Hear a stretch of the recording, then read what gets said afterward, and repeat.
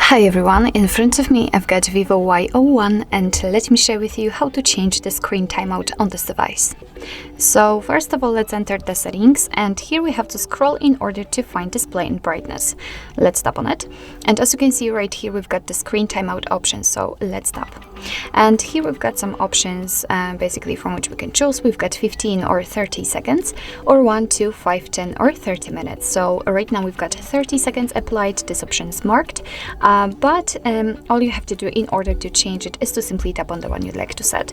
So I will pick, for example, 10 minutes, and as you can see we do not have to enter this option again, because here it is notified that from now on, after 10 minutes of inactivity, this device will black out.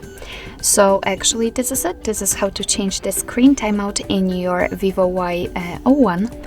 Thank you so much for watching. I hope that this video was helpful, and if it was, please hit the subscribe button and leave the thumbs up.